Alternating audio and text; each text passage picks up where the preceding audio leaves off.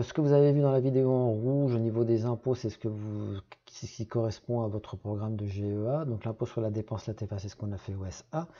L'impôt sur le revenu, c'est ce qu'on va faire au S2 et au S3. Donc au S2, on va faire l'imposition à l'impôt sur le revenu, c'est-à-dire ici des personnes physiques, des entreprises individuelles et des sociétés de personnes. Et donc on finira ce semestre avec le calcul de l'impôt sur le revenu des personnes physiques, IRPP. Au S3, on continuera l'impôt sur les revenus, mais ici uniquement des personnes morales, des sociétés soumises à l'IS. Donc IS, impôt sur les sociétés.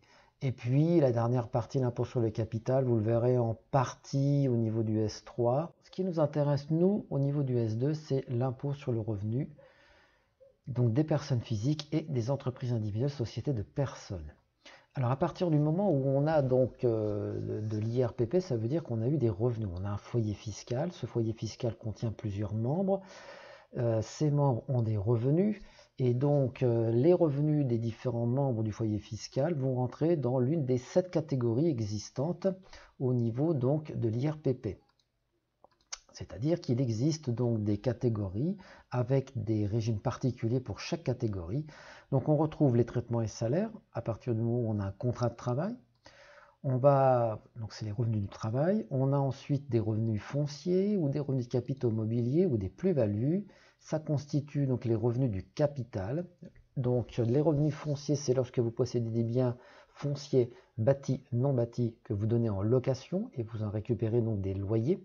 Les revenus de capitaux mobiliers, c'est lorsque vous possédez des biens financiers, actions, obligations, vous en percevez donc un revenu, des dividendes ou des intérêts d'obligations. Et les plus-values, c'est lorsque vous possédez des biens fonciers ou mobiliers et que vous les vendez et vous en récupérez donc une plus-value. Et puis, on va retrouver les BIC, les BNC et les BA, c'est ce qu'on appelle les revenus mixtes et ça ne concerne que les professionnels. Car dans les BIC, c'est les bénéfices industriels et commerciaux. Les BNC sont les bénéfices non commerciaux et les BA, bénéfices agricoles. Une fois qu'on a totalisé l'intégralité donc des revenus de ces 7 catégories, eh bien on a le revenu global imposable à l'IR et après seulement on calcule l'impôt sur le revenu.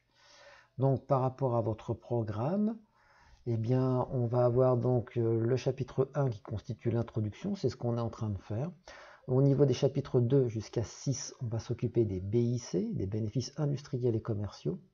Et puis les chapitres 7 et 8 concerneront le calcul de l'IRPP. Et on terminera en faisant le cas de la famille VIDOC.